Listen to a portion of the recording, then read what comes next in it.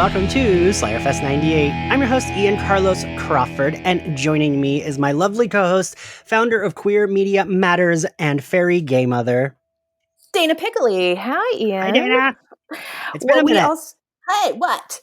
No, it's been a minute since you co-hosted with me. It has been a minute. And I want to thank you so much for always bringing me on for the most traumatic episodes.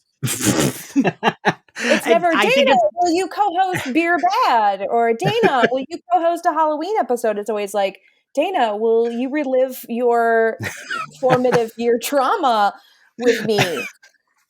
I mean, it says something about our favorite show that, like, I'm always like, if there's, if it's like Willow-centric and a lesbian episode, I gotta make sure I have, like, queer ladies on. And those happen to be, like, the most fucking traumatic episodes of this show, I think. We'll get to that. But enough about me.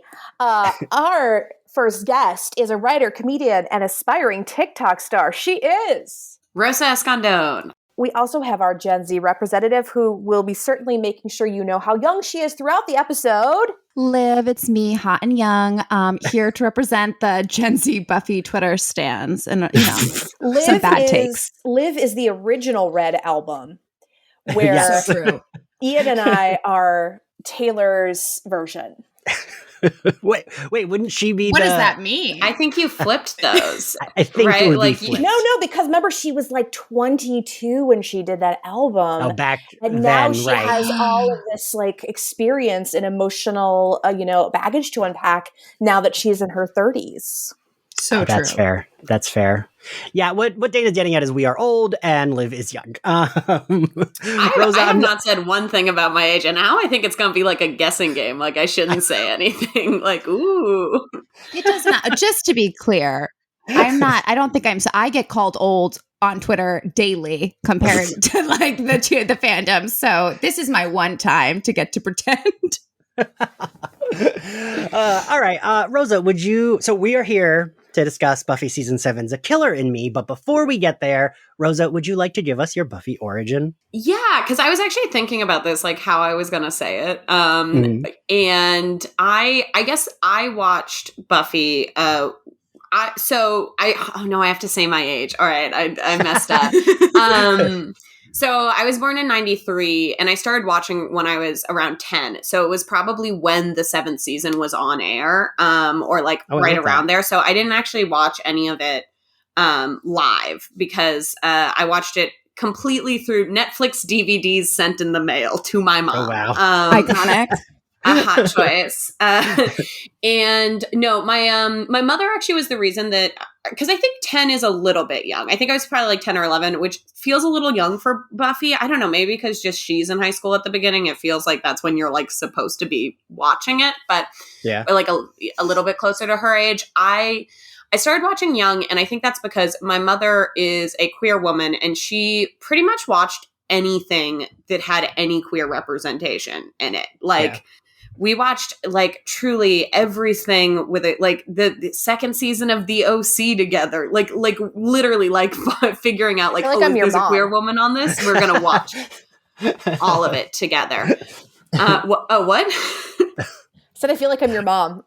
Yeah, you're my mom. That's fine. You can be. It's I'm not against Mommy, it. Sorry. Mommy, sorry. Yeah, we're both young. Anyway, no, but I watched it all with her. I actually figured out that I hadn't watched the 7th. Like, I watched seasons 1 through 6. 6 bummed me out so much that I think I put it down for like 2 years before I watched number 7, which was since this is from 7, I realized like all of like 1 through 5, I've seen 1 million times. I have seen 6 and 7 exactly once is what I realized. So yeah, I watched a lot of reruns on Logo TV. So you got anything too spicy cut out, which I loved. Because back in the mid 2000s, sorry, I am a gay elder. Everything Logo was just reruns of Queer as Folk and Buffy after a certain point in the night. So I watched a lot of it that way. So non-sequentially. Okay. Liv, would you like to give us your Buffy origin? I would love to. basically, I kind of always knew of Buffy because I was very much a Tumblr teen in high school. So, like, in the days of, like, the super hulock, whatever, like, Buffy was in that periphery. So, like, I kind of knew what it was. But I loved Sarah Michelle Gellar, but, like, from the Scooby-Doo live action movies as a kid. So, like, I don't know why I just didn't get around to watching it. I when I was in high school, even though I would see it, I was like, oh, whatever, it kind of seems interesting. But one of my best friends that I met on Tumblr in 2012 when I was like 15, and I'm still really close with today, his name is Declan. He was always a huge fan of it. He had older siblings, so he watched it from like childhood. He had the Once Worth Feeling CD. So he was always trying to get me to watch it. And end of summer 2020, I went and we were hanging out at his house and we were playing some horrible Buffy Xbox game. Like very stoned. And I was like, I don't know what about it. I was like, why am I having fun? Like, I should watch the show. And so I went home and turned it on on Hulu, which, what a sad first watching experience. The Hulu quality is so bad. Anyways, so bad. Yeah. It's so bad.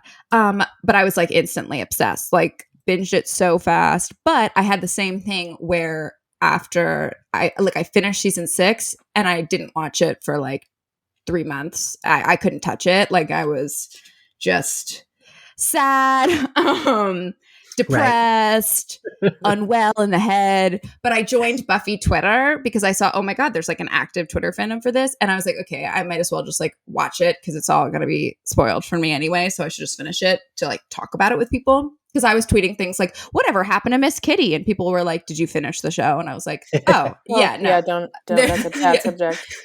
They're like, it comes up. I'm like, okay. So I have watched like so many shows I am like, you know, like Rosa's mother, love shows with queer women. And I've watched so many bad things. So many bad things. Below Her Mouth comes to mind. That's a rough one. So bad. But also good things where I love. But for somehow, like, the Tara and Willow relationship, like, became instantly my favorite sapphic ship. And it's crazy because it's the, like, first one in TV. And, like, there's been so many since. But I genuinely think that there's some great ones, and not to say everything, but so many are written in ways that are very, like, trying to make a point, or, like, the whole story is about coming out, or things that where it just doesn't, like, I can't just be like, oh, I've had those moments in a relationship. It feels like a very like straight man writing something. And not that a lot of straight people didn't write Tillo, but yeah, at least how it was done, it really like hit something in me where it's like, oh, this is going to be an obsession. And it has been. And here we are. Yeah.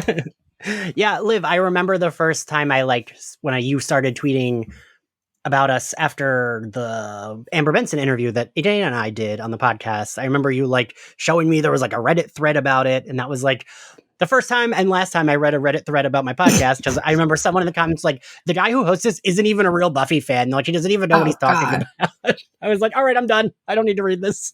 Well, I'm the kind of person that like I've had like 3 big fandoms in my life. And I've had like, you know, other shows I watch or whatever, but it was like American Horror Story for Harry Potter first as a kid, then American Horror Story, then Stranger Things, and then it went into Buffy. Like, it takes something, those are like the major where it like consumes my whole life. I buy like the outfits, like it gets to the point. And so when I get that into something, like I'm reading the fan fiction, I'm listening to the podcast, and like yours was obviously my favorite. And I just like instantly was like, I love these queers. Oh, shucks. Well, so we are here to talk The Killer in Me, which features heavily Willow and Kennedy, which I know a lot of people feel some way about. Dana, remind me how you feel about Kennedy. So love the actor. And you know, I haven't watched this episode in a really long time because it's traumatic. Yeah. And I really had a lot more respect for, I guess, Kennedy's like just whole like chutzpah, you know, her whole like, she's got a lot of moxie, that kid, but also like, oh my God, she felt so young. And Willow felt so old. I was like, God. But I think that she's really good in this episode, the character herself. Mm-hmm. I would agree with that. Liv, give us your Kennedy. I know you don't hate her as much as a lot of other people do.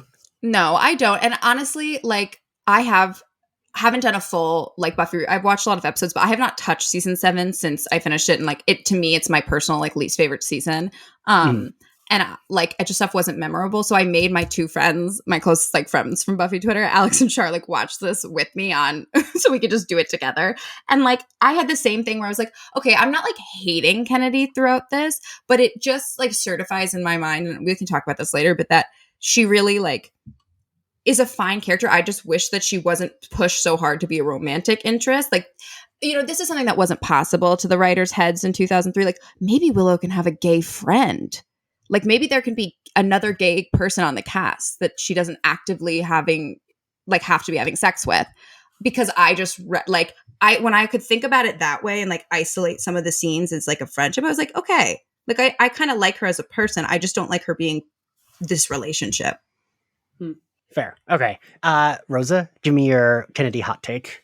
My Kennedy hot take is, so I think Buffy is a show that as I got older, I had a lot of issues with like the romance plots that I didn't have when I was younger. But you also have to remember when I was in high school, I was dating like a 20-year-old because there's a lot.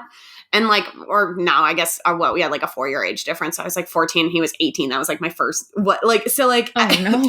Yeah. Are you relating to All Too Well a lot? Yeah, no, I have a real All Too Well kind of vibe, but Taylor's version, not the first one. I met Jack Gyllenhaal at a party once, and I'm not going to say anything, but this week I would.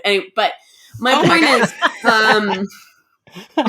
that I think as like I grew older and I realized like that some of like the flirtations I had when I was younger were probably like a little inappropriate.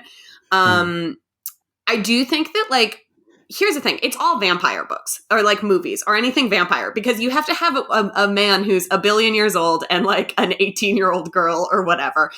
And you kind of like get really used to it. Like where you're like, okay, yeah, Lestat's a billion and this chick's like 19, sure, whatever. Right. Like you kind of have to just like have that going on at all times.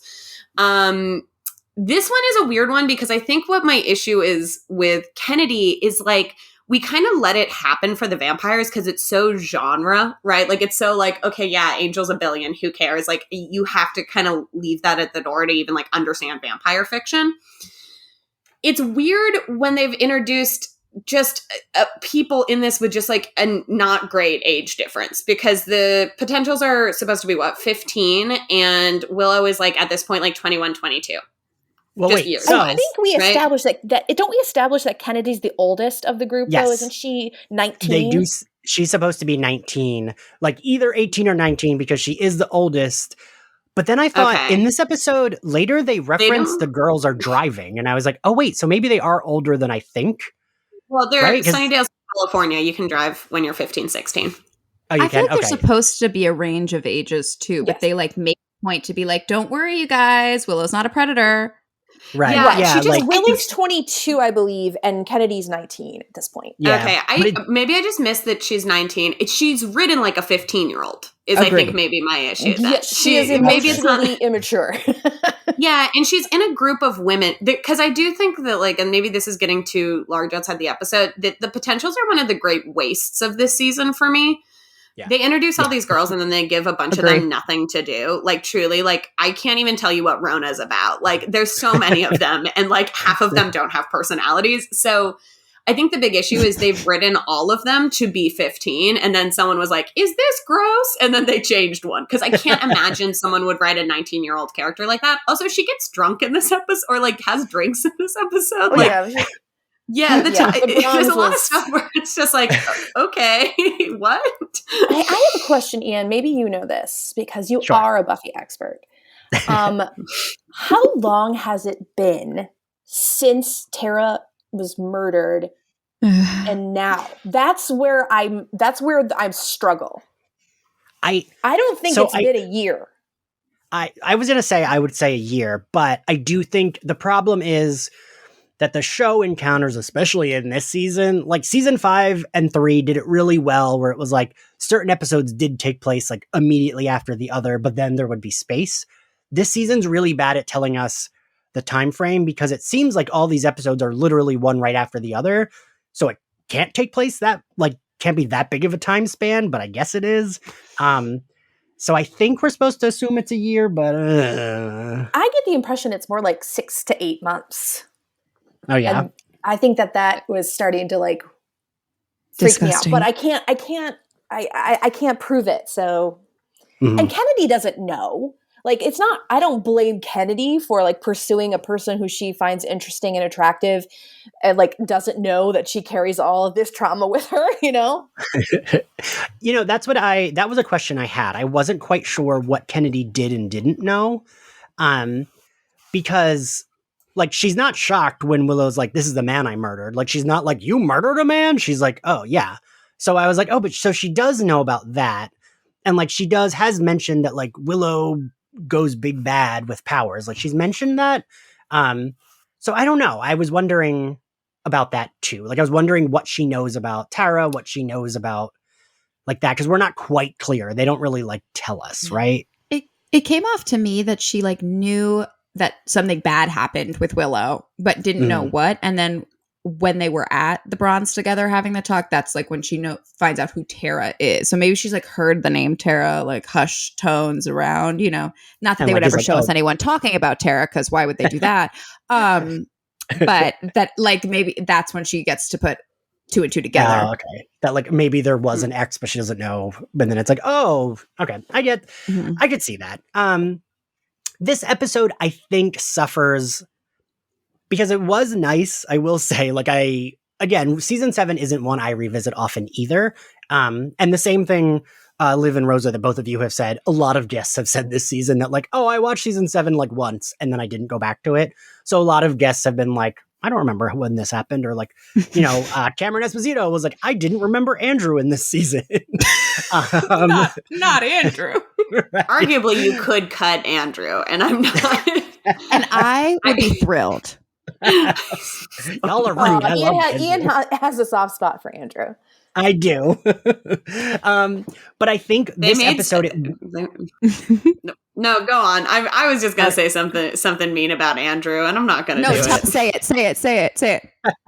I think that they gave Xander too much growth as a character, and they needed like just like a guy that people could self-insert into as like, I'm the guy who watches Buffy, and I think it's nonsense. We didn't need it. And I'm gay, but I won't say it.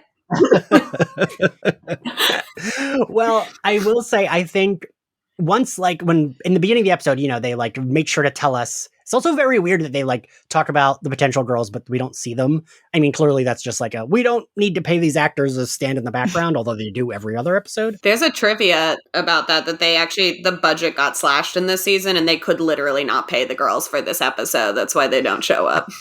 That makes a lot of sense. Yeah, it's purely budgetary. I do remember hearing that about the finale. Like, I remember hearing that, like, they saved their budget because it was cut, so they saved it all for the finale, and that was why they couldn't get... I mean, I don't know if this is true. I should ask one of the people that I have on from the show, but I remember reading that they apparently did want to have more guest stars in the finale with the first, but they just didn't have the budget to bring anyone else in. Except like a cardboard cutout of Felicia Day and like half the episodes. Please. But so I think this episode just suffers from, we finally get like the potentials out of the house. So it's like less crowded, but then they still like, it's like they had this one shot. So like, all right, we got to move all of the pieces and all of the like plot threads. We got to give Willow and Kennedy their episode. We got to, you know, complete that Giles storyline of the speculation of him as the first. We got to do the thing with Spike's chip, and we just spend so much time on Spike this season. And I do love Spike. I don't want any fans to get mad at me. I love him, but like, did we need also like I felt like they should have done the chip thing when they did the like unbrainwashing him thing, like done it all at once. That way it's done. We don't need to do it. And this just has like, you know, like towards the end, my notes are a little like, okay, I'm just blocking off the Buffy and Spike stuff and the Willow and Kennedy stuff and the Scooby's going to see Giles stuff. I don't know if any of you felt that. Like, I felt like it suffered from, it just had to do too much.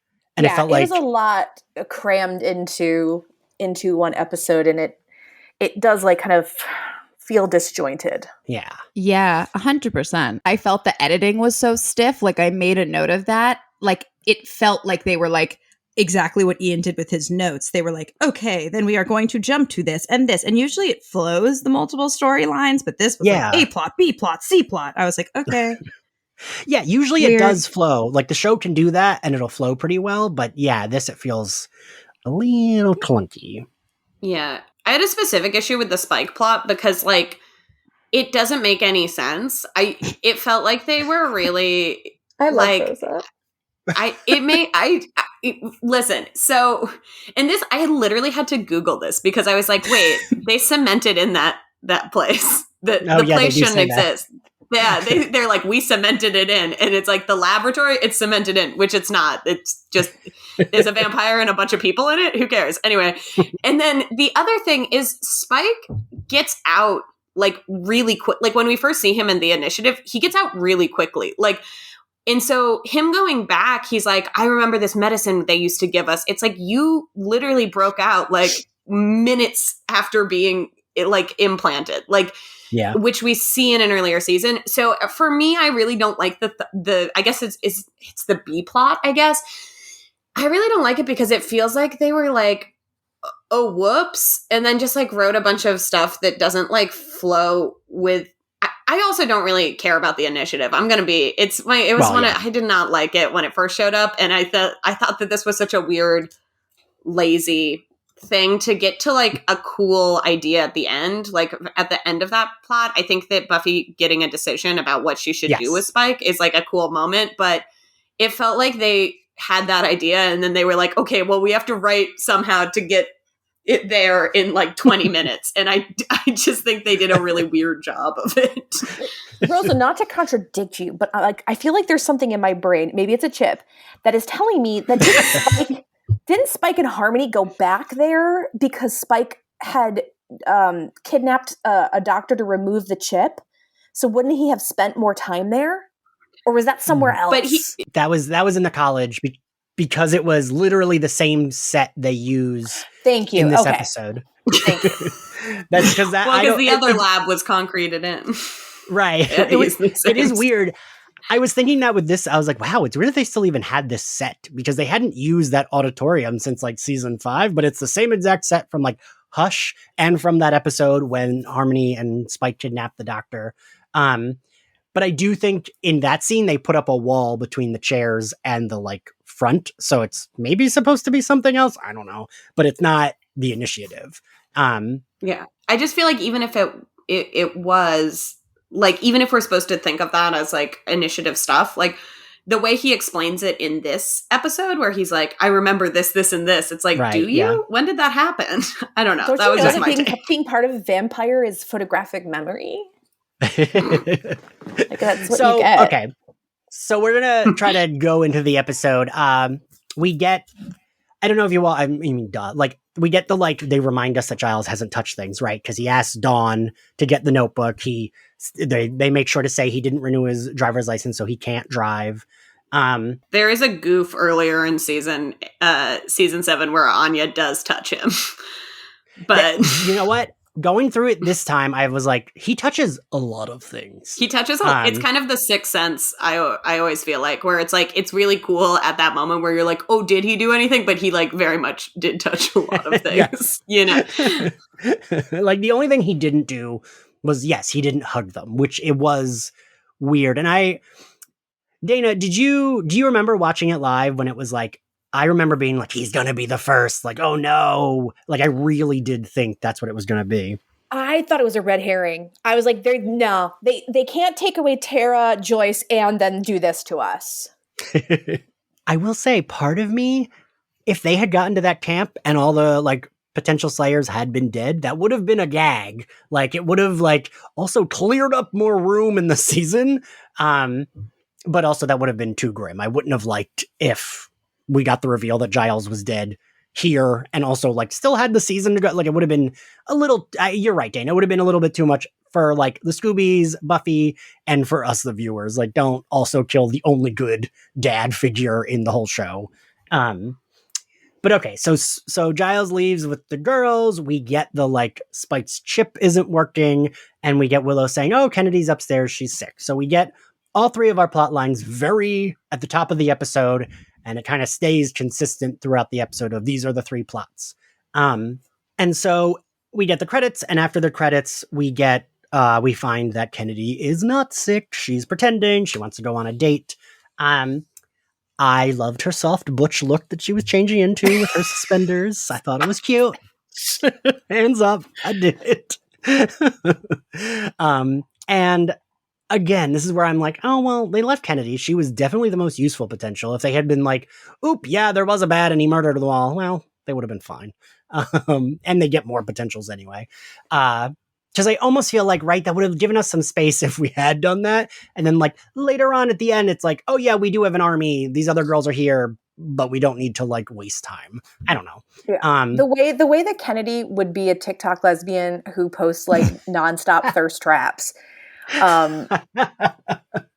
So I appreciate Kennedy's like boldness, because I think I was very much like that as a young person, especially in the 90s, where it was still a big deal to be out and proud.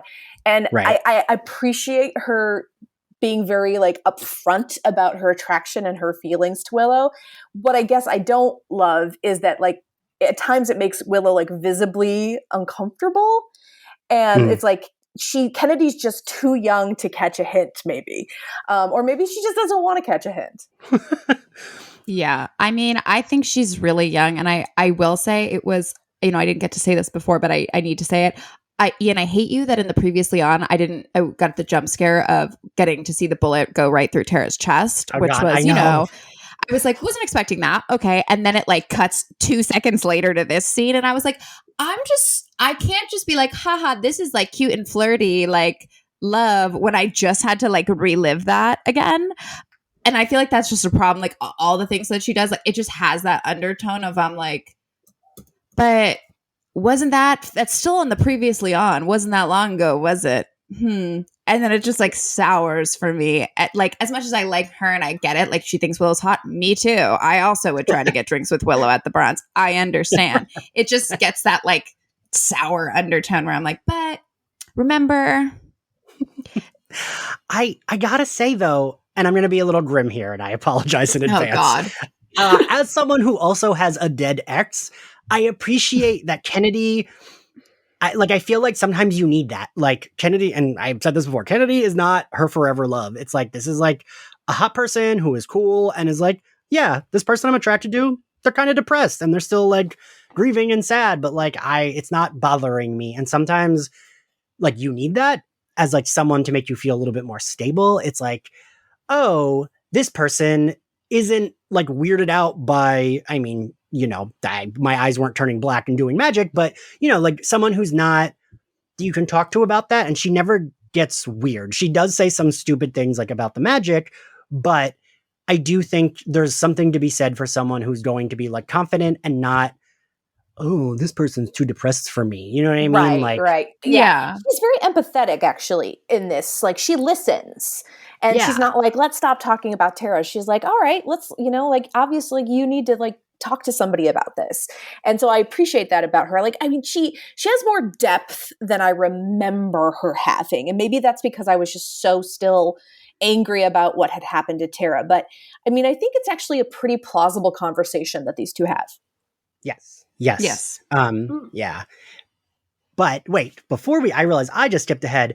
I want to talk about the scene that I actually did really like that we don't get nearly enough of this season. I was going to bring up that we skipped one very important scene for me as a child watching this.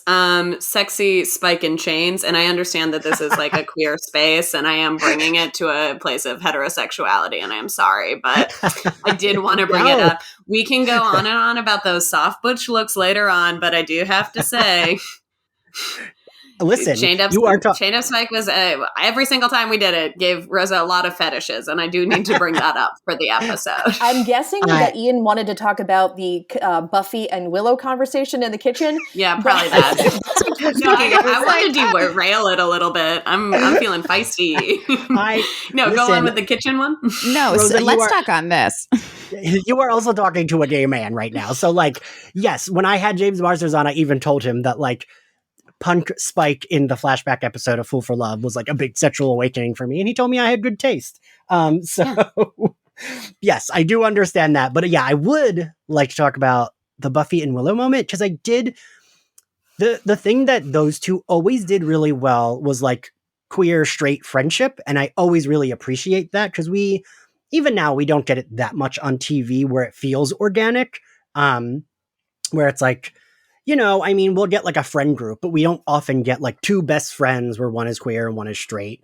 And I like seeing that. Like, I like seeing Buffy like tease her when she's like, about like Willow she's saying like, I know, Willow, that she has the hots for you, and you kind of have the hots for her, and it's kind of fun that I like to mess with you.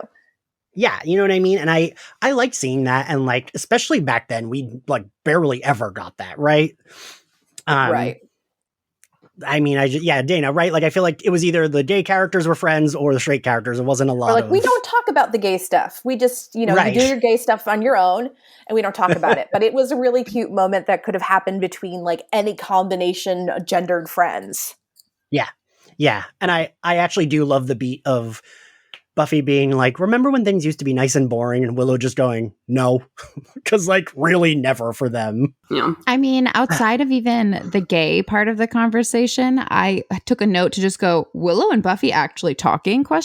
Because so much of like my thoughts of post even season 3 is that like they really fail to give Willow and Buffy like the same level of core best friendship. And so to even see them having like a one-on-one giggly chat is not common anymore. And I remember it, I mean, in season 6, it's really not. Like, it's all really deep and heavy if they are talking. So it was nice to see them, like, as Ian loves to say, best friend chemistry. They do have it. And so it's nice to see them actually a moment where, like, you can just be witness to it.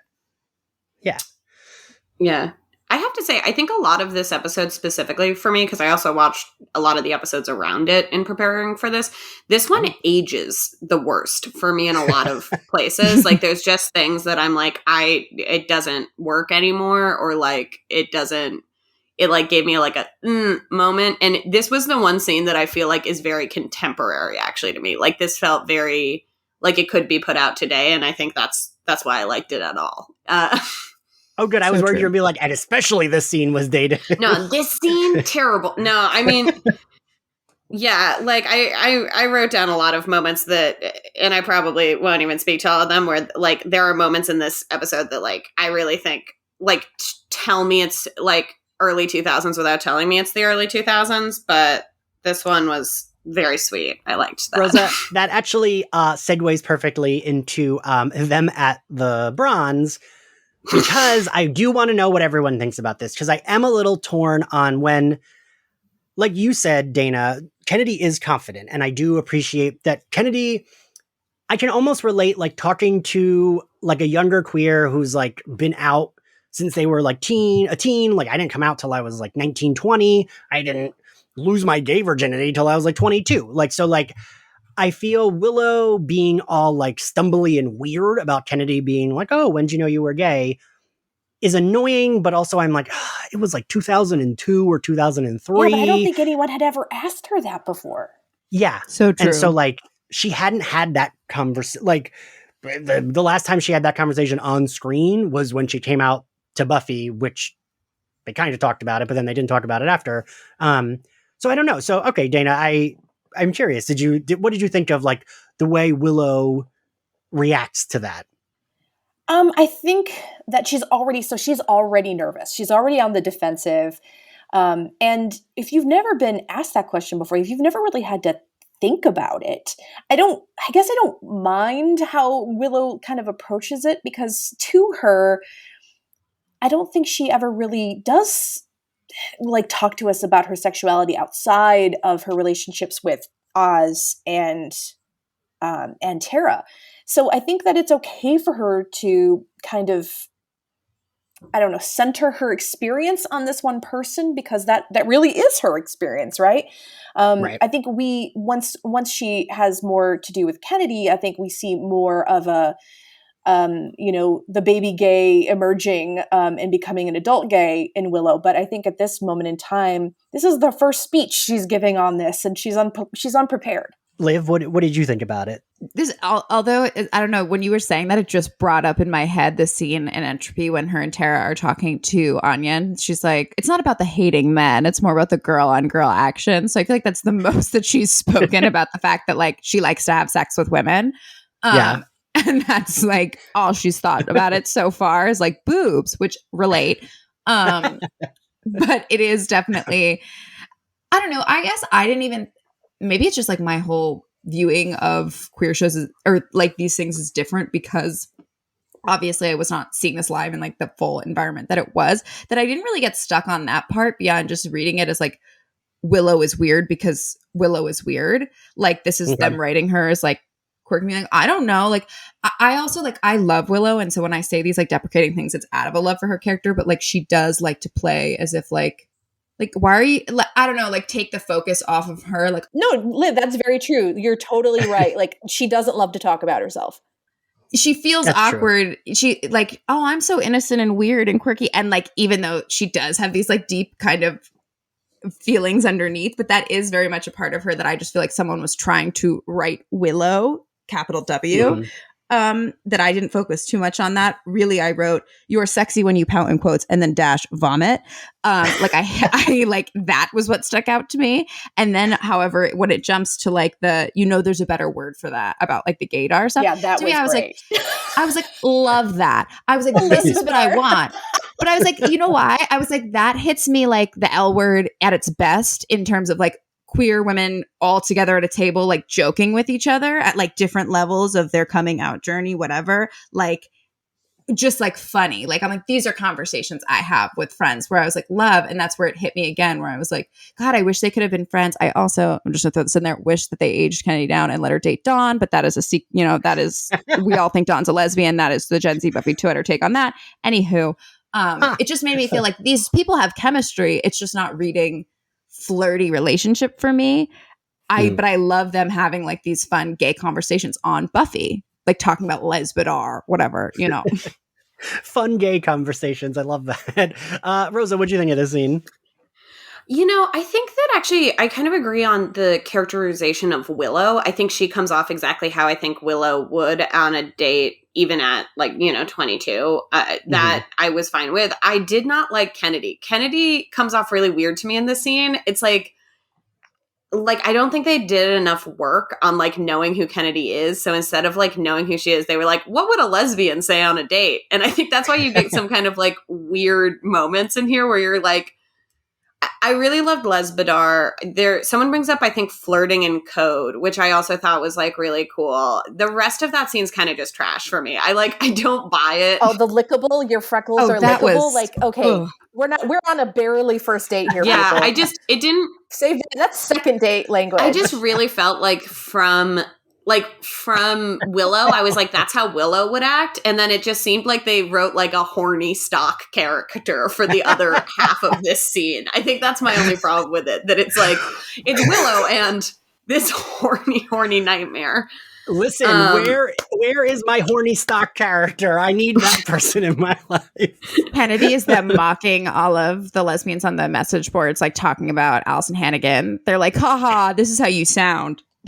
Like, what the hell? But Rosa, you did mention, I did like Kennedy, the way she describes the way and then I will hands up, I like that she's like describing it and she's doing a good job of being like the way you look at each other, the way the eye contact is, the way you talk, and then she's like, or you get her drunk and see if she comes on to you. I thought that felt like this episode is written by a gay man, so I did feel like that felt gay to me. Like that felt like, yes, that is something someone would say. Is that problematic? I don't know. Yeah, I think with her age. No, go ahead. But like all I was literally going to say, problematic when then we talk about how it feels like a 15-year-old saying that. Right. Is weird. Yeah. I think if we pulled a lot of stuff in this episode apart, like really with a fine tooth, like you're going to get some stuff which like isn't good. That one, I kind of just let it slide because that felt like, it didn't feel like the one that I wanted to pull apart as much as I could have, Yeah, we'll get to the one that we all want to pull apart later, I think. Yeah, I think we all know where it is. So Buffy goes to talk to Spike. they have the very weird, he says, who are you going to call? And then he says, God, that phrase will never be usable again. She's going to call. When was this made? When was this made? 2003. Like, did Ghostbusters have a resurgence in 2002? Like, they say it in a way that made it feel like it was written in 1987. You are right. Sorry. I just like maybe there was a resurgence that I don't remember, but I wrote that one down because I was like, who's still talking about Ghostbusters in 2002? Or like 2003, whatever. I do like the callback to like the flower shop thing though, because we did, I think Dana or Liv or Rosa, I don't know if you all remember, I think it's season 5 or 6 when she does like, and it is like a flower shop and she's not sure if it's real. Or am I making that up? I think there's a flower shop. I think that is a callback. I think right. Yeah. Okay. Yeah. And so we get like, I do like calling back to that.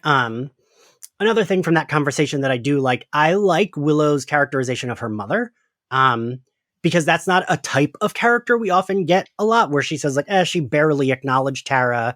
Like, I get her as like a mom who wants to march in a pride parade, but also doesn't really give a shit about her child. And I just like that, like that would be Willow's mother, because that's not the type of character we often get, but that is, I feel like I've known plenty of people that are like gay rights, but then also like, get these fags out of here. Like, you know what I mean? Like, I don't know. I feel like that would track for someone. I don't know. Yeah, I mean, I like that they mentioned it at all. And also just my heart generally goes out to any like queer women who are watching this at the time, because like even me, when I remember watching this for the first time, like even a little mention of Tara, like my heart jumps and I'm like, I'm begging for the content, even though it's like, it's so little and it's like barely anything. And it's, you don't get a funeral, you don't get any healing or closure. But like to even hear her like acknowledge that Tara existed and was a person was like, it's still, I'm like, thanks. Like in that conversation, just being like, we were private. I was like, ow, okay, ow. Kennedy also says she likes skate punk, and of course she does. She mentions that Scarlet in Gone with the Wind was her like weird. I take personal offense to if I was on a date with a woman and I was like, hey, so when did you know you liked women? And they were like, yeah, you know that movie about slavery from the 40s? I'd be like, what are you talking about? I would honestly walk out of the date. I would stand. Also, for a girl who's supposed to be like 15 in 2003, how is that your thing? That's insane to me. I'm sorry. I cannot live in a world where 19, Rosa. But even for a 22-year-old in 2003, that would be weird, right? If she was an elderly Southern belle, like a fried green tomatoes type, maybe. And I think I'd still walk out. I think we're just realizing that somebody was really insistent on putting out-of-date references in this episode and was like, we are not cutting them. Yeah. What are the kids into these days? Like, if they had said ska, then I'd have been like, all right. Yeah. That would make sense. Yeah. I don't know. There's such a weird thing about fairy tales in this episode. It would make so much sense to make her, like, coming out thing a fairy tale. And I think it's such a weird ball drop for me. Anyway, go on. All right. So we get to the end of the date and this awkward moment where Willow and Kennedy walk to Willow's room. And yeah, so a kiss happens and we are treated to the horrific sound of Warren saying like, that felt good or something terrible. I can't even remember because I just screamed through it. And we discover that somehow Willow now looks like Warren, the man she murdered, who murdered her partner. Yes. And it is a moment. I don't know. I do think Adam Bush does a good Willow. When they like show him like stammering and whatever. It does lead us to a scene that I do enjoy when her and Kennedy are running down to the living room and we see Anya, Dawn, and Xander all like yell and jump up and they think it's the first. Then Andrew comes in and he thinks it's the first. I do like that moment. No, Andrew thinks it's his gay lover. Well, at first he thinks he's the first. And then once he like Buffy comes in and punches her, which I was like, ooh, I feel like that would have broken Willow's nose. If like a For Slayer real. punches her square in the face. Well, is it a Warren nose or a Willow nose? That's a big question that we would have. True. I do think that they could have doubled down and just done a who's on first, because they almost do it in this scene, and I'm like, nah, you should have done it. Double down. It's bring some cheesy fun in this one, and I'm mad they didn't. I like that you wanted them to go further. Well, because they practically do it, because it's like, who's the first? I'm like, you could push this farther. I think they could have done it.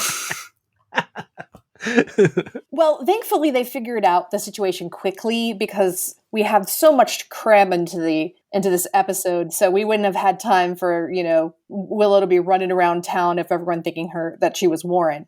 We get to this quickly, and she's pissed. She is furious, and she's like, I gotta get some help.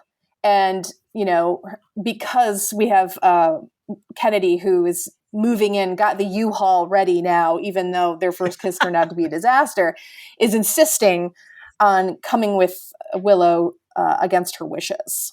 But, I mean, she did need the help, right? I mean, he did. I guess she did. And it's not like she was wrong that she needed the help, but Willow's going through it right now. Can you imagine turning into like the person that ruined your life? Yeah. I cannot.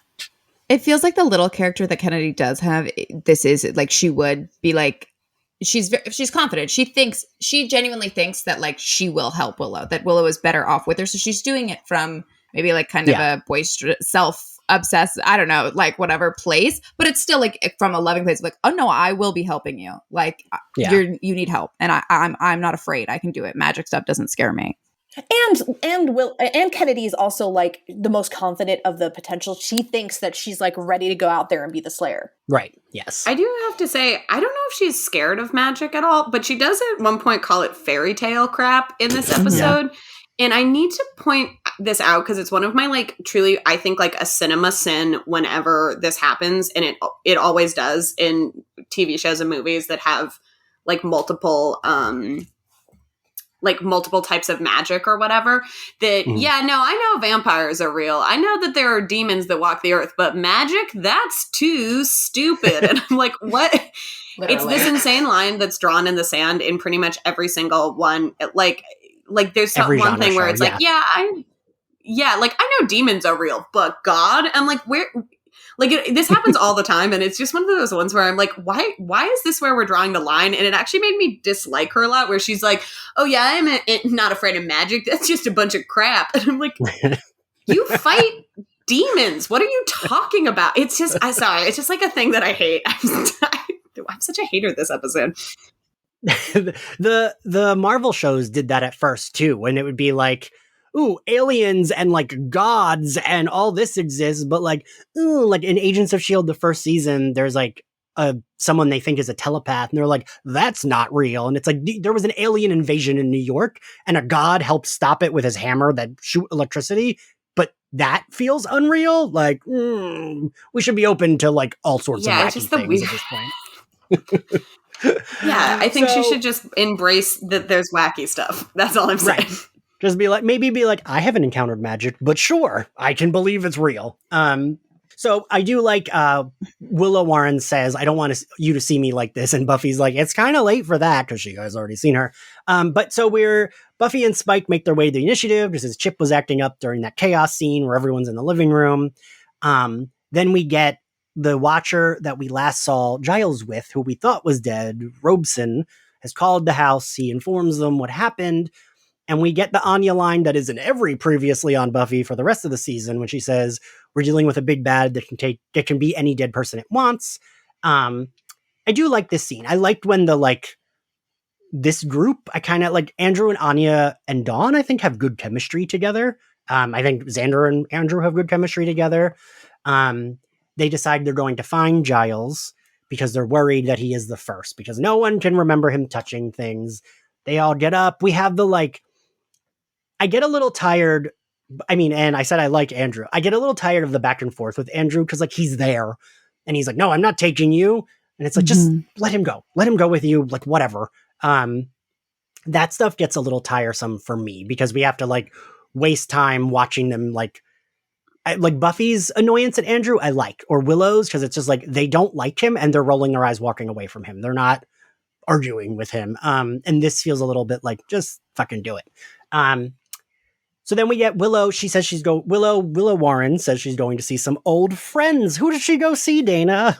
She goes to see the Collegiate Wiccan group, who are some pretty badass chicks now who can actually do some magic. Yes, they can. Now, I really have to ask a question. Did you guys catch the name of the group's leader? No.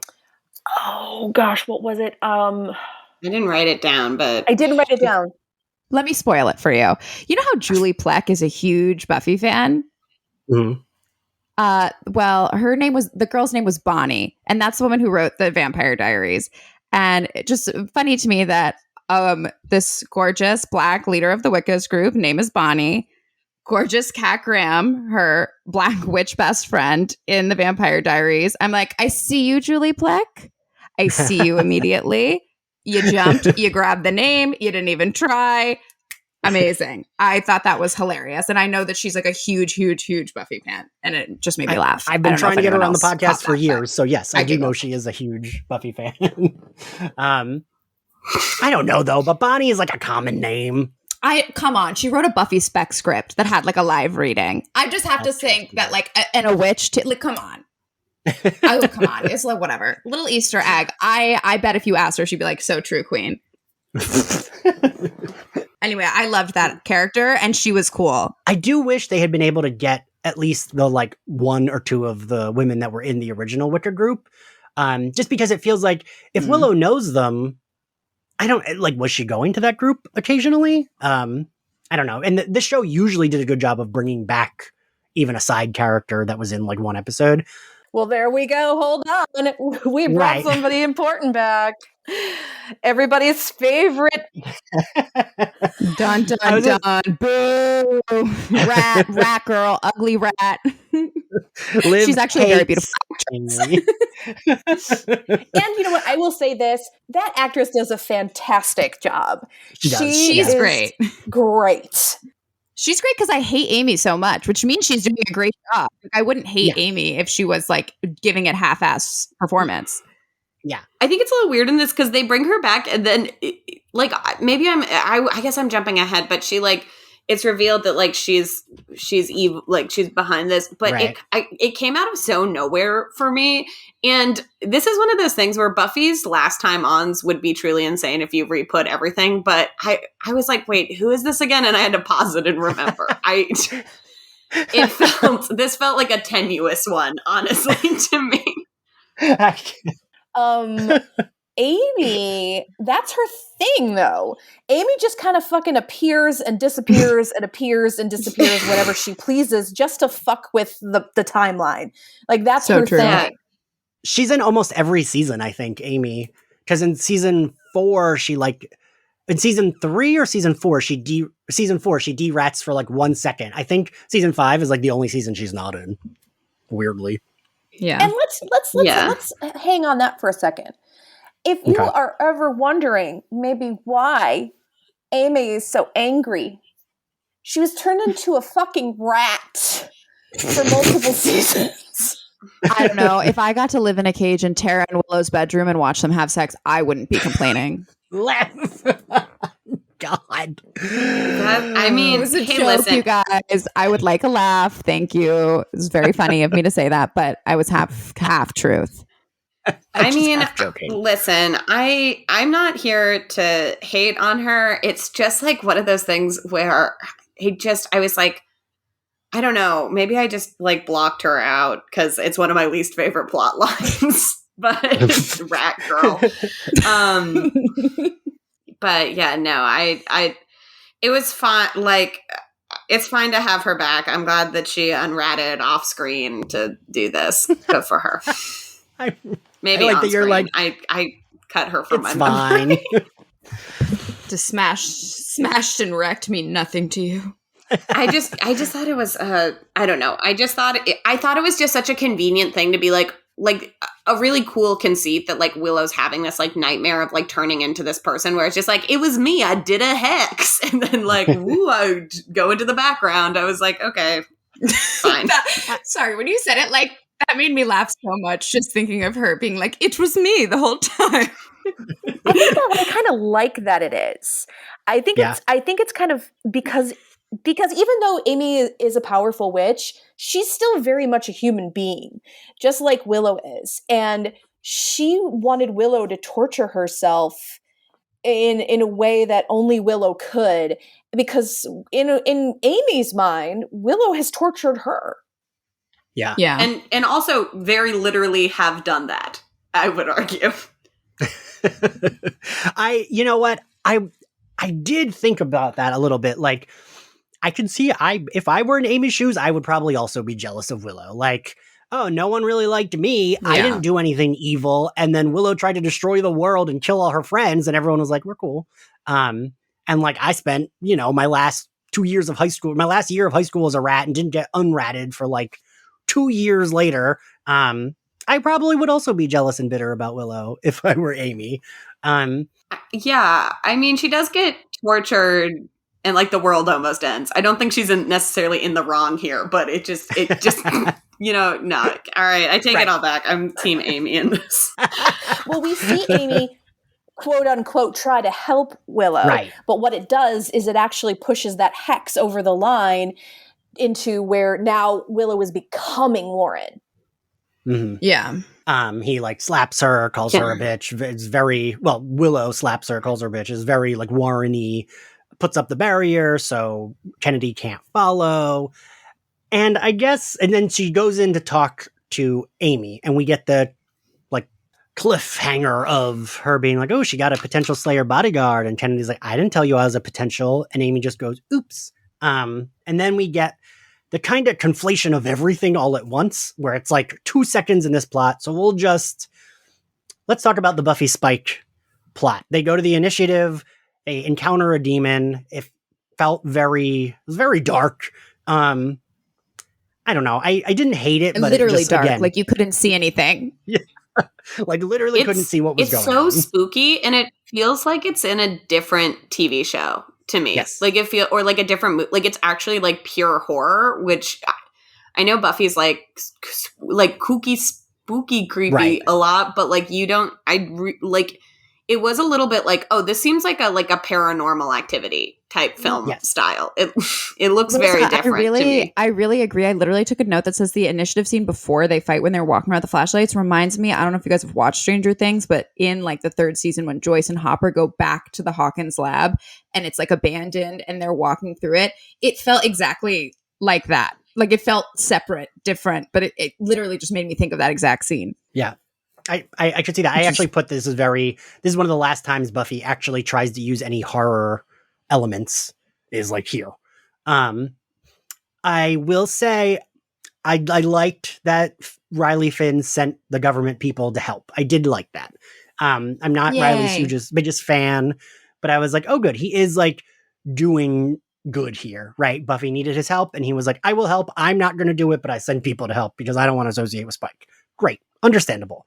And I liked the like government dude being like, oh, Agent Finn reported that you tried to contact him earlier, and Buffy being like, I knew it because she did call the right place. And then he like refers to Spike as ass face. Spike ass face. Yeah. Love that. And Rosa, you mentioned this, but I really did like them letting Buffy make the decision. Like I thought that was a very good choice for the plot, right? I think that was like a great cliffhanger to like, I think it's good. Like, it's a well set up, like good cliffhanger, great, like moral decision making time. Right. I do think how they get to that decision where it's like, yeah, Riley said it's all cool. Yeah, you can do it. Like, I was like, is this the government? The government is saying to like a random blonde, like little lady that it's like, oh yeah, you can make that. It's just like, it is just a wild, it's one of those, like, the writing gets so fanciful to me that I'm like, it's fun, but it is bizarre. A bizarre way of ending this one. I do think part of that may have been them trying to tie up Riley's storyline, like the episode he's in season 6, like it is about growth, and like a lot of the issues of their relationship were that he could not deal with her as a Slayer. Like he really couldn't deal with the power imbalance or not being like the one in charge. Like that clearly threatened him a lot. And I feel like part of it was to say, and I don't love how they got to this either, but like part of it was to say that like it's letting to rest that Riley's like not trying to influence, it's like Buffy will make the decision. Buffy knows what's best. And that is like to lay that down at the end of the show. And like, I do think that is nice. Totally good point. Even though we don't see him, it's nice closure for Riley. Which I liked. Yeah, I do like that. So then we'll talk about the Scoobies plot line. We get them driving to go see Giles. I do like Anya's line of like, what are we going to do? And she's like, we're a teenager, a former demon, and 2 geeks. Like, what are we going to actually do? And then Andrew's like, play license plate game. So they do get to Giles eventually. They hop on him to like make sure he's corporeal, a word I literally learned from Buffy. And we were talking about things we hated, Rosa. I am going to assume that you also hated the line Giles delivers here. Oh, the weird sexual assault joke that doesn't fit with Giles's character that we just threw in at the end of this episode. The thing that I hate. Yeah. Yep. He would never say that. It's like he does.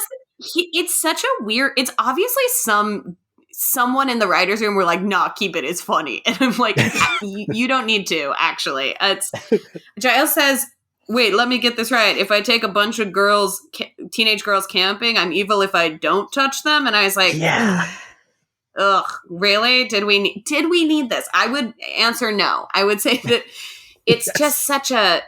It's just so gross and sloppy, and it feels kind of below Buffy for me, which I felt like maybe I have to rewatch a bunch of it to maybe the jokes were always that bad and I had some internalized misogyny that I had to work through before understanding that. But I truly do. I was like, even in this episode, there's no joke that's worse than this, except maybe the Ghostbusters thing in 2002, because that's also unforgivable. So, but yeah, it just feels like the only way that line would have made sense is if someone like Xander delivered it, I think. Like, yeah, that would track that he would say something gross like that. Giles would never let those words come out of his mouth. No. It's so funny you say that, because it literally struck me as this line where Xander says like, and sometimes I do a spell by myself. Like, it sounds like that. You know what I mean? Like, it does not sound like Giles. Giles, like, I can't remember a time when Giles ever made like any kind of sex joke aside from this. Like any kind of like racy, like gross. Giles just doesn't do that, right? Like, I don't know. Yeah, I hate that line. I hate it. But so then we'll move on to Kennedy and Willow. We get the oops cliffhanger. Amy zaps Kennedy, across the lecture hall. Amy explains the hex she put on Willow. She even laughs when Kennedy says that, like, well, why'd she become that way after we kissed? Because Amy explains, I think it's that, right? It's like, oh, the hex she did, your subconscious picks your punishment, right? And so, like, that makes sense. Yes. That would be what Willow picked, right, Dana? Absolutely. It did. It was kind of like it is kind of like a beautiful way to make the hex just the worst thing Willow can imagine, and part of that I think is really special. That part of the worst thing Willow can imagine is moving on from Tara. Yeah. Is how I read it. And I think that's like it's beautiful and it's devastating and it's a real small moment in this one. But I really enjoyed some of that commentary because I think I understood it in a lot of ways, Well, I think that's why I was talking about Amy the way I was, because I think Amy knows Willow well enough to know how she would torture herself about this and how that could be the worst thing. Like anything Amy could do to her, only Willow could come up with something worse. Yes. I agree with that. I think it's partly also why I struggle with the messaging of this episode overall, because I like that. And then we'll get to this, but like the next scene, where it ends in the conclusion, I just feel like doesn't support that. Makes me question why it even, like, it's not a good ending to that point, because that is so powerful and it is true. It's like Willow's going to torture her. That's what she's good. Willow is good at torturing herself. And, putting all the pressure on herself and putting all the pain on herself and internalizing it really hard. Like, it's a great point. And then for it to go, and we'll get into it, it's just, I don't think it ended in the way that really gave that what it deserved. It does end really like abruptly, doesn't it? I'm gonna defend the ending. Ew, Ian. Okay, good. You know what? I'm glad someone will, Ian. I'm on Ian's side. Wait, Ian, before you defend the ending, let's tell viewers actually like what happens, because it's pretty gut-wrenching. Dana, do you want to tell everyone what happens? Yes. So as all these hijinks are happening elsewhere, Willow is becoming more and more Warren. She even goes to the pawn shop and buys the same gun that Warren used to threaten Buffy and to kill Tara. So when Kennedy gets zapped into the Summers' backyard, we see Willow, who is Warren, bursting through the gate with the gun and, you know, ready to use it. And so they have to have this like conversation, this kind of like come to Jesus moment. And that's when Kennedy's able to break through to Willow enough for Willow to break down and say that this is all her fault, because for this moment, for just seconds, when she let Kennedy kiss her, she let Tara go. And she drops to her knees and she says, "I'm sorry, baby." And it's just, oh my God. Just gut-wrenching. Yeah, I cried again watching it this afternoon. No, it is. Like, I literally wrote Willow calling Tara baby. Like, even in death, like, calling Tara baby will always move me. Like, it was just like, like I was hit in the chest. Well, and I think Allison Hannigan is a very good crier. Yep. There's something that I want to say, but it possibly detracts from the overall emotion that we're all having. I think that so when she falls to her, like, I shed a little bit of a tear when she falls to her knees. One thing that will always make me laugh in this scene, and maybe that makes me a bad person, is the thought of a witch walking around with a gun. I call it the Gremlins Paradox, where, you know, in the movie Gremlins, when one of the gremlins gets a gun, it's one of those things you don't see in like the horror sci-fi, right? Like, I don't know, like area that much, where it's like, and like a person who does not need to use a gun for any, like, who has powers that would make it so you don't need this, is holding a gun, will always make me laugh. And that's probably bad, but well, it's like giving a witch a gun is gonna always be funny for me. There's been that like screenshot going around from Fortnite of like Jean Grey in her Dark Phoenix costume, because like they added X-Men outfits, I guess, to the game Fortnite, and it's like her holding a machine gun, and it's like so silly because it's like Jean Grey is the most powerful mutant. Why would she hold a machine gun? And people have been using it for everything, and it makes me laugh every time. Yeah, that's how I feel about this actually too. I do get what you're saying. But yeah, I think Allison Hannigan sells this moment. I do think it is a weird, Dana, you said there's not a lot of closure. It is weird that like the Amy, we just don't ever see Amy again. Like she teleports Kennedy and that's it. Like there's no, she pieces like, Kennedy, out, like, and then Go Kennedy's like, ahead. "Oh, it's not your fault. It's okay." And Willow's like, "Okay, I'm tired." And then they just like go on to make out and have sex, later on. So yeah, it ends very abruptly, but I think that the intention was to speak to fans who were also grieving the way that Willow was grieving for Tara, which I appreciate, but I also found it torturesome. That we have to go through this after also going through the trauma of losing Tara. So which is something I often feel with Buffy, that there are these moments that I have good intentions behind them. But like if anyone had put a lot of thought behind them at the time, or thoughts were different at the time, maybe they wouldn't have been so traumatic for like, especially queer fans. No, literally, all I want to see is like a small fucking funeral. Excuse me for cursing. Fucking funeral for Tara. And I don't need to see. And part of what like really bothers me is that all of the grief of Tara's death is on Willow alone. And the whole death, it's all from Willow's perspective. We don't ever get to see Tara as a person. I don't get to say Buffy say that I miss Tara or Dawn cry, like beyond the one episode. So like, I don't need this episode of Willow going through this. And I get it. Like, but I would much rather see Willow, like, I don't know, tearfully read something. I know that's not like fun or sexy or weird, but like, I don't know. It's just like, I think I see the intention, but I think that it didn't need to be a big way.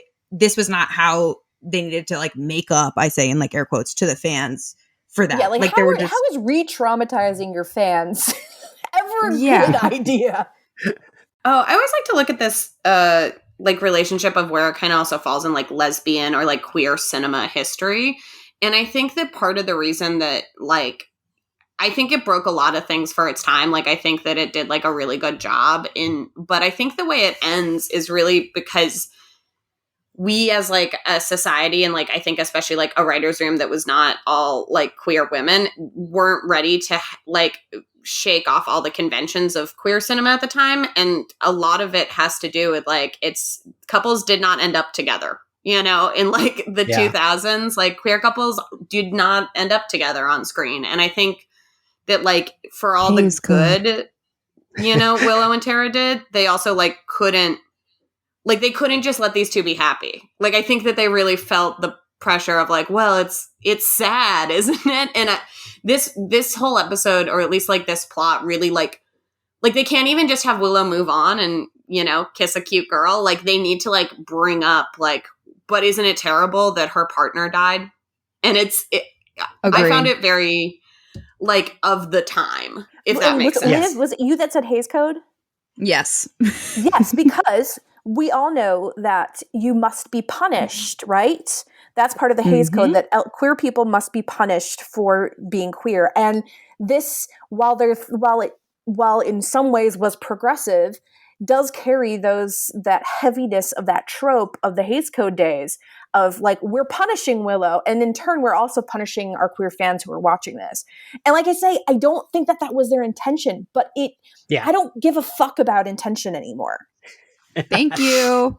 Yes. Dana, and I love you. Well, also as Dana being a badass like host at Lexicon, like you see the implication of this on what I didn't even watch the 100, but I was on Tumblr. I was with the gays. I know exactly what happened. And like, you can't tell me that wasn't in a way mirroring this, as this will be the big emotional gut punch to our fans. Like, come on.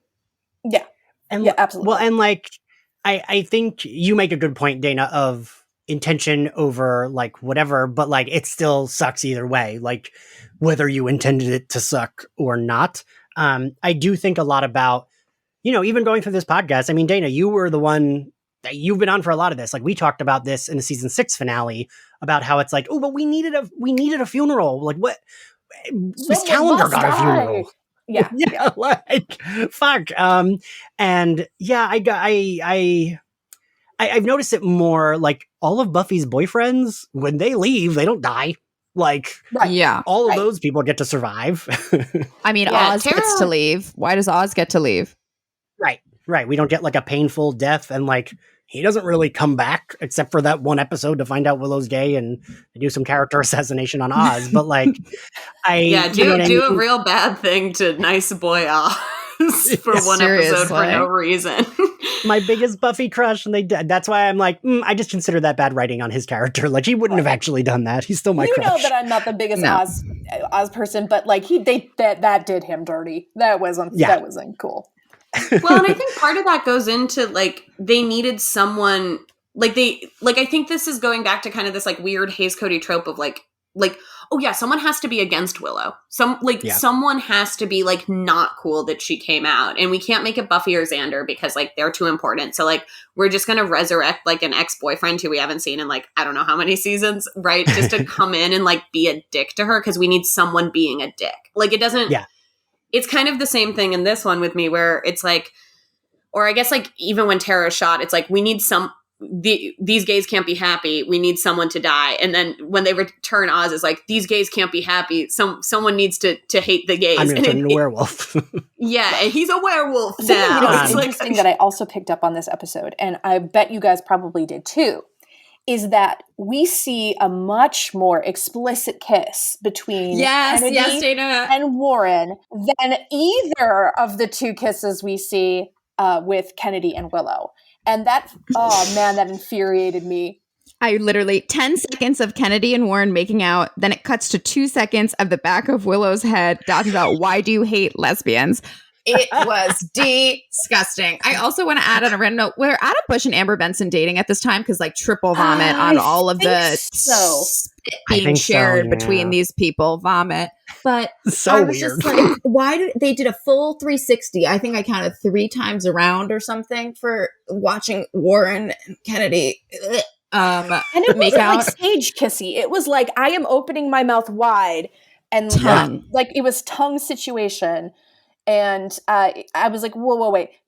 So Willow and Kennedy's first kiss is in the dark and is like the swirly camera situation. So we barely see that. And then the second one, like you said, like it's the swirling and then we just see them, their like lips parting. Yeah. I wonder if that was like the like whatever. Do you think like Dana, do you think it was like the television code back then? Because I remember it was a big deal. They did the same thing on Xena in an episode where Xena is she in Jox or Autolycus's body? I can't remember. Right. That's the way they kiss, right? That's the way they got them to kiss. That's the way they kiss. And so like we see Gabrielle and Xena like come together to kiss, but then it pans out and it's actually Gabrielle kissing like Autolycus or somebody like that. Right. And it was very much like a 90s, 2000, early 2000s sort of thing. Yeah. I mean, this is just steeped. It's like homophobia is there, whether it's network executives or it's stuff today. Like one of my favorite shows the past couple of years is Atypical. And I love my ship in there, Casey and Izzy, obsessed. In the first season or the second season, or I forget which season it was, like Casey has sex with her boyfriend and like the scene kind of goes into, I don't know, they're like shirtless or something and it cuts. It's like a teen show. It doesn't need to go further. However, then in that last season, when she goes to have sex with her girlfriend that she's now like spent 3 seasons developing, they make out and just fall back to the bed. And not saying they need to go into like explicit detail. It's not the kind of show for that. Right. But I'm like, of course, even today, and that last season was released this year, the double standard is ever present, fucking present. That's totally fair. Yeah. It always makes me mad. I can even remember the movie Party Monster, seeing it in theaters. And like, that is a very gay movie. It is about everyone in it is gay. Like it's a very queer movie for back. It came out. Yes. And it came out like around this time. And I remember they don't even kiss. No, there's no gay kiss in that movie. Macaulay Culkin's, God, I forget the name of the guy that did the murder. Michael Ehrlich, yes. His character, like when he goes to first hook up with a guy, they like you said, Dana, they do the Xena thing where their faces get so close and then they just play fireworks. But then he has like a woman BFF that he makes out with and they make out a lot on screen. And I remember being so mad at that because it was just so awkward. And like, especially if you're queer, like you're noticing that you're like, just fucking kiss or don't have them kiss because it's not fun to watch because it's so noticeable. Yeah, it's crazy. And now for a quick break. Folks, do you love movies? The good ones? Even the bad ones everyone told you not to like? It sounds like Super Yaki is the place for you. The team at Super Yaki loves movies. So much so they've dedicated every waking moment of their life to bringing you top quality merchandise to showcase your love for them. From super soft t-shirts celebrating the 20th anniversary of the cinematic masterpiece Josie and the Pussycats, to comfy sweatshirts made for the brave members of the Movies by Yourself Club. They even have pins of some of your favorite directors, like Sofia Coppola and Jordan Peele. Super Yaki joyously brings you tangible love letters to movies and filmmakers that you can wear with pride. Plus, the team at Super Yaki screen prints all their apparel using eco-friendly, 100% water-based inks, and ships with compostable poly mailers for an environmentally friendly alternative to online shopping. And as a special gift to you, listeners can save 10% on their order with the code SUPERSlayerFest, all caps, no spaces, at checkout. If the spirit moves you, find them at superyaki.com. Let's watch more movies, y'all.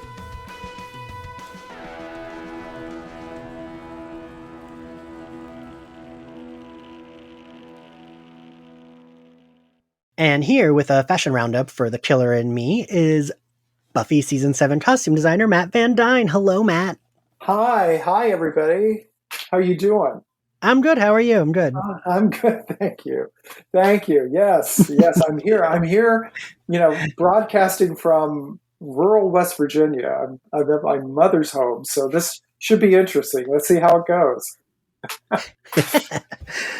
So what do you got for us for The Killer in Me? The Killer in Me. Well, this is interesting. I found my shooting script and I found my budget for this episode 13. And as I've mentioned before, I really like this episode because, ironically, this is an episode I know I've as I said, I've mentioned before, that I watched and I thought, gee, I wish I had done that episode after I watched it. I thought, I wish I had designed it. And then after I watched it, I realized, oh, I did design this episode. So I was pleasantly surprised because I really liked it. I really like this episode. I think it's a good episode of the show. I like that it's small. I like the story. I thought the writing was great. I thought the lighting was great in this episode. I just liked everything about it. Okay. And as I said, I was kind of happy to find my budget for this episode, which I probably the first time since I've spoken to everybody that I've been able to kind of show you what it's like to, what we allotted per character for each of the characters, in the way of, purchases and rentals and all of that. So for this entire episode, the purchases, for the entire episode, the budget was $22,500. And in that budget, I would allot $18,000 for purchases and rentals, $1,500 for dry cleaning, and $3,000 for alterations, which are very important. So because when we would purchase a lot of these clothes or make a lot of things, my seamstress cutter fitter Shirley Lipscomb was so essential in helping get the look where we wanted it to be and having everything fit so well and perfectly and fine. Yeah. So anyway, I would allot $3,000 for that.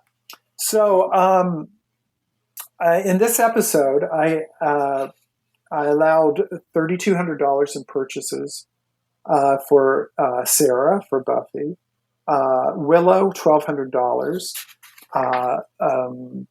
Anya, $750. Anya didn't have a whole lot of wardrobe in this episode. And Giles, $1,200, Kennedy, $1,200. And that just kind of gives you an idea of the main characters. And then for the group, like the witches at the atmosphere, which all the people, all the girls, I allotted $1,200 for them, and then the initiative troop that appear in this episode, that was $2,500, which a lot of that would have been in rentals. So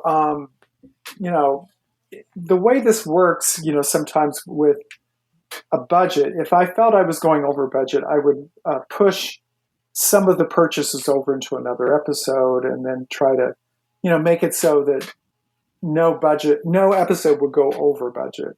So, if another episode was going to have a little bit less in the way of action and, stunts and all that, I could sometimes just say, well, hold off, we'll charge that to this episode. And I found I did that with some of Anya's wardrobe because I wondered about the print blouse that she's wearing in this episode. And I thought, well, I can't find that in my notes where I purchased it. And it was because I had pushed it to a different episode, and I found it, and it was from Saks Fifth Avenue. It was $450, which ate up a lot of her allotment for this episode because she was only allotted $750. So, but as I said, I pushed it to another episode because I probably spent the rest of her allotment, in this episode on whatever else she was wearing for this particular episode. Yeah. And then I always think it's kind of fun to see where things came from and, what they cost and what the purchases where they were purchased. And the character Kennedy in this episode, I really thought, she looked really great in the suspenders. I really liked that.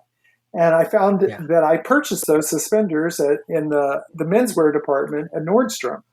And I remember when Nordstrom was doing a lot of the male suspenders and with the prints, and these were like an animal print, as I recall. And they were $140 at Nordstrom's. And then her bomber jacket, which I bought 2 of those, one for her stunt double, one for her. It was $350, and that was at Saks Fifth Avenue, and it was by a line called Rogue. But her little thermal that she wears under the jacket, and, over under the suspenders, was just $46 little thermal from Nordstrom. And so, it's funny, like, how, little things, you can mix, and, I guess it's like what I'm trying to say is you got to know where to put the money, it's like, and that leather jacket, was worth the money because it has that worn, beat up look. It was a great looking jacket. I love that jacket on her. And, but there again, Warren Adam, who I've said before, I'm a fan of his. I just thought he was so good in this episode. I only spent $25 on him in this episode, and it was for his little gray pullover from Nordstrom. And he features so prominently in the episode, but it really wasn't important that he looked, anything other than he did, which was, it worked out well. And for Sarah, that's funny. I did find her cargo pant that she's wearing in the opening of the episode, and throughout a lot of the episode. And the way I found it, I think she had worn it in a previous episode. I don't know that she did, but I had purchased it for a previous episode. But then I needed a stunt double for this episode, and that I found where I purchased the double. So that's where I purchased her original, was a little shop that I would shop often for Sarah on La Brea Avenue in Los Angeles called Blue, BLEU. And that little cargo pant was $174. But there again, her boot, her brown boot that she was wearing was $474. And I know I mentioned, the witches altogether in the earlier part of the, when we were talking about that. And I just wanted to say, I just loved how they looked. I just thought, well, they all look so diverse and appropriate. And I love the contrast with character Amy and just her little black outfit, And I thought, well, that plays well, makes her stand out in this whole group. Yeah. Which I really thought that worked out well. And then I made a couple of other notes about Willow. Her jeans. I purchased those at Saks. Those were $165. I wish I could tell you where the little poodle top for Anya came from. I haven't found it yet. If I ever do, I'll have to swing back and let you know. But I just thought that was so cute on her. She's just adorable. And basically what I found out when I dig into my archives is just about everything that Giles wears, comes from Neiman Marcus. So he's well-dressed. He always... he wears it well. And it's so funny. I was just watching the Netflix show Ted Lasso, and there he is. There's Anthony. I was oh my gosh, there he is. Yeah, that was great. And the vampires in this episode, I laughed when I looked at it. And basically everything that I added to them came from Macy's menswear. So I thought, didn't spend a lot of money on them. And I loved one little note I made to myself. I loved just the simple thing at the end of the episode with Sarah in the white mock turtleneck. And they do a kind of a close-up of her. And I just thought, oh, look at that. You can really see the texture in her sweater. And it was just so pretty at the end. But then at the very end of the episode, boy, did this bring back a memory. It was quite funny. When Principal Wood sees his mother at the end of the episode in a flashback. Okay. this is a good story. When I was told that, oh, you know what? We're bringing back, his mother from a previous season in the show. Mm-hmm. And, I only did the final season of the show. So, I wasn't really privy to everything, that went before me. And, and it's 6 seasons of, television there. So that's a lot to dig through. But I tried to figure out, where did her out, they wanted to match her outfit. They said, oh, we have to, it has to match. It has to match what she wore before. And they were, so definite about that. And I thought, okay, well, and I remember going to Western Costume out in the San Fernando Valley one morning at 7:00 in the morning, early in the morning to start digging through, because I did track down that, I think it came from Western Costume. So I'm digging. I'll just say it for everybody out there. Western Costume is huge. I mean, there are tons of clothes there. So to try to find something is not very easy. So I kept digging and digging. And, it's not my favorite thing to do, I'll have to tell you. It's to go into an old, dirty costume house and have to dig through all these old clothes. And, you come out, if you showered that morning, you better shower again before you go into work, because, I was trying to, stay as clean as I could digging through all this dirty stuff. So, finally I think, oh my gosh, I think I found it. The little, a laced up little ribbed shirt she wears under her leather jacket. And, I think, oh my gosh, I think I finally found it. And I called in and said, I'm on my way into the studio. And I think it was probably my assistant, Lila Ross, wonderful girl. I love Lila. She was just terrific. And, she had her little desk outside my office. And I said, Lila, I think I found the outfit. And she said, well, that's good. She said, but guess what? I said, what? She said, it's still in the episode. She said, but they've cast a different actress. And I said, what? No. I said, what? A different actress? So I thought, you know what? I'm gonna make a little, my version of a little stink about this, because I thought, I've been out digging forever. I'm like, this was so important, to find the exact outfit.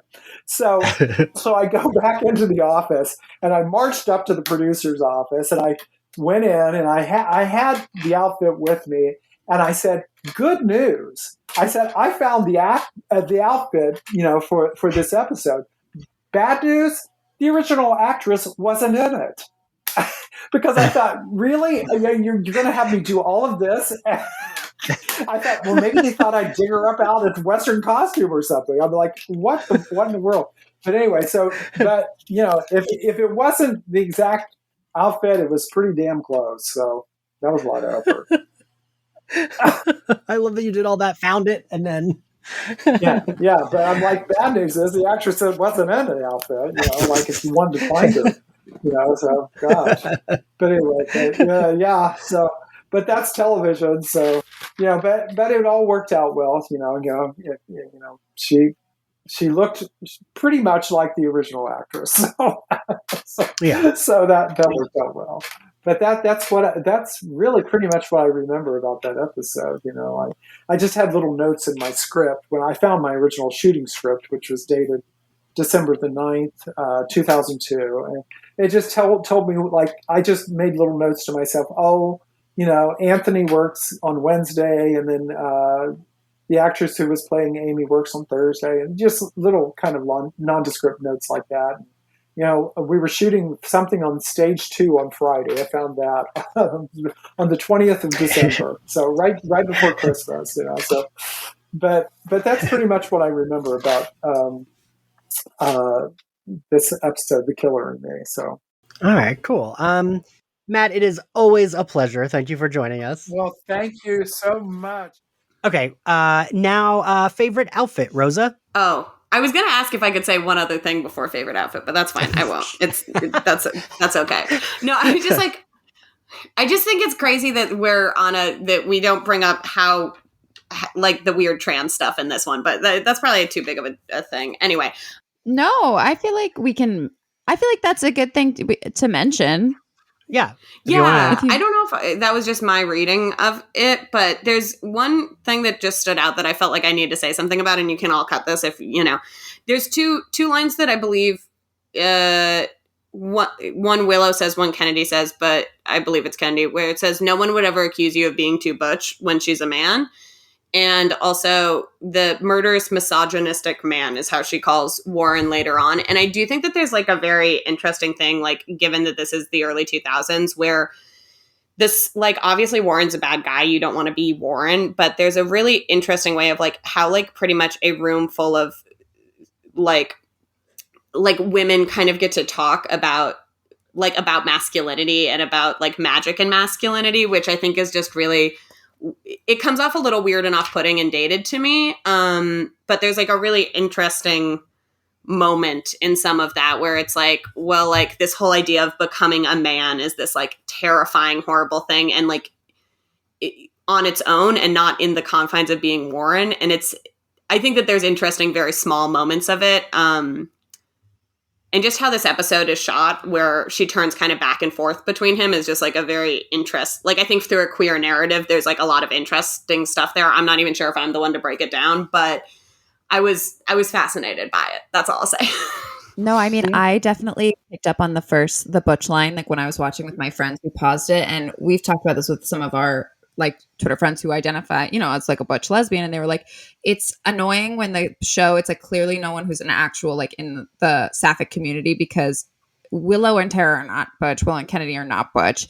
And there's a lot of historical meaning with that word. And so even when it's used in Once More with Feeling, what do you mean? In this one, what do you mean? Like, it's not right. And so I noticed that. And I do think that like the trans reading of it is definitely us looking back with a lens today. And we can, I don't know, again, either if I'm the one to give like a deep breakdown, but I totally am happy you said something, because I can see how that's just like dated and doesn't work well. But yeah, I definitely think that like someone who just is like, what are lesbian words? Butch and lipstick. Like that's how it comes off to me whenever they talk about being butch on the show. I'm like, shut up.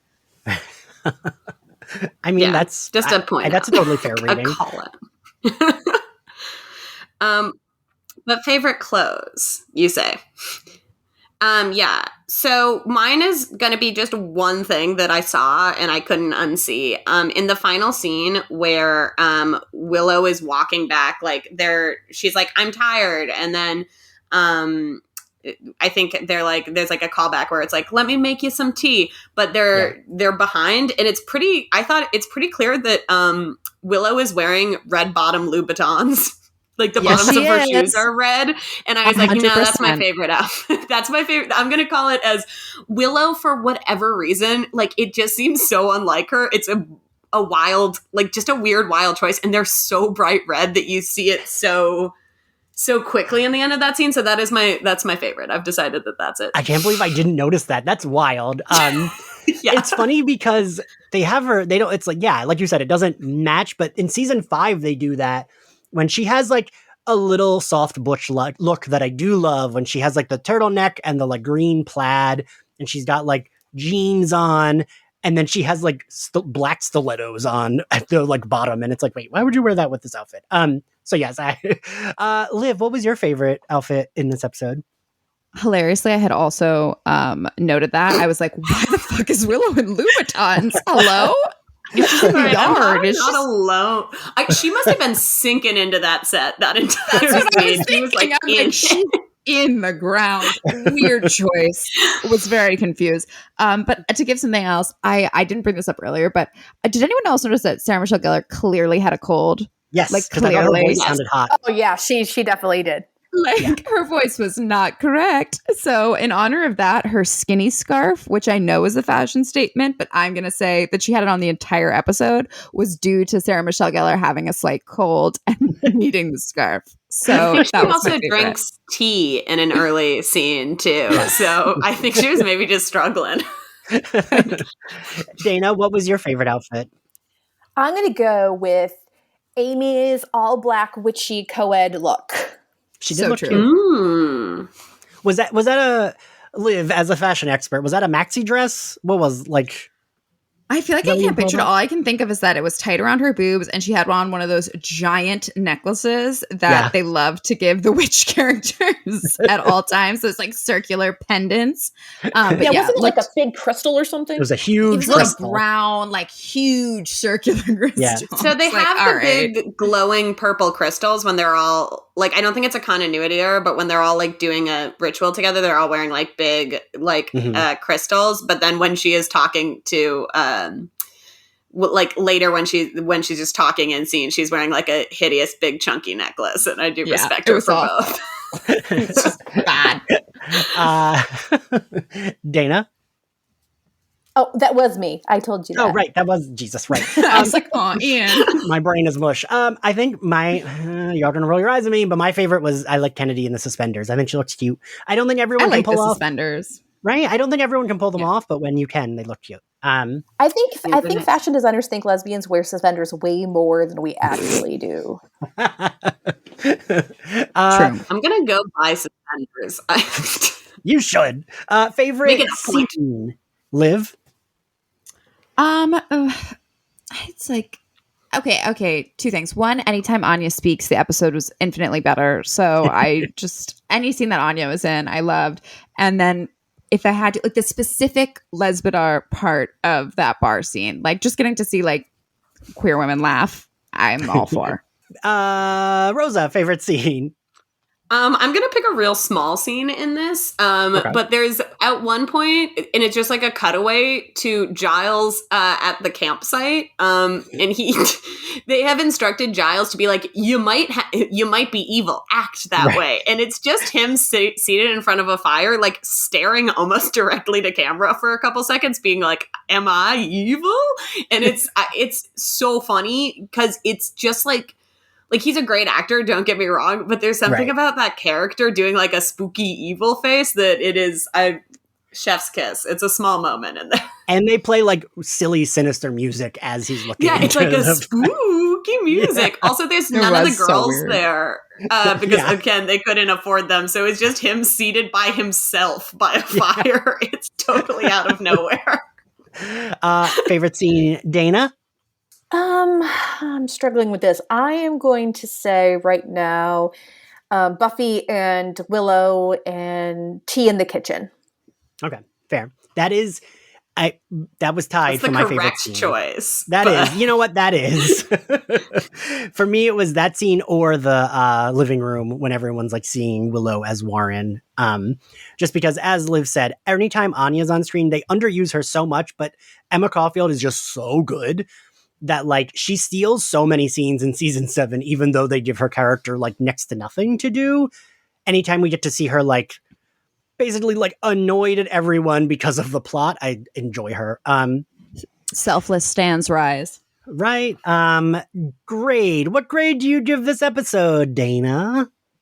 Well, this one gets a C from me, my friend. Ooh. Rosa, what grade do you give it? I think I'm going to give it a C-. Ooh. It's maybe that's too mean. I think it falls flat in just like a couple too many places. Liv? D. If this is in my personal Buffy bottom top 5, if I was supposed to be satisfied with this as Willow's grieving process finished, I am not. So, I love Anya. Yes, you know what? I give it a C+. That's like, and that's as Dana knows, for me, that's pretty harsh for a Buffy episode. I normally am always an A or a B. Yeah, I think this is one of our lowest rated ones. I think it probably is. Even like Beer Bad, after rewatching it and doing our drunk episode, I was like, wait, this isn't that bad. This is at least fun. This episode doesn't have much fun. Thank you all for joining me. Thank you all for listening. If you want to find the podcast, you can find us on Apple Podcasts, Spotify, YouTube, anywhere else you get your podcasts. Feel free to subscribe. And if you would like us, give us a nice rating. And if you want to support us on Patreon, you can find us over there. We get access to a bunch of bonus episodes. We're currently going through Harley Quinn, having a bunch of Watch Club episodes. And we do My Nudie Judy, which is a sex talk series, which Liv was on for 1 month. And if you want to find Slayerfest 98 on social, we are at SlayerFestX98. If you want to follow me, I am at Ian X Carlos. Liv, where can everyone find you? You can find me on Twitter at Willow Rosenboob, talking really less depressing thoughts about Buffy, sometimes sad, but like happy, positive, funny, gay things. Liv has like the best Twitter handle. Thank Rosa, you. where can everyone find you?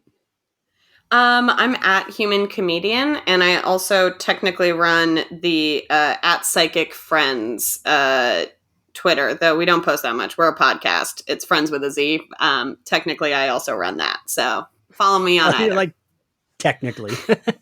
I barely post, but I like to. I'm Human Comedian on everything else. Dana, where can everyone find you?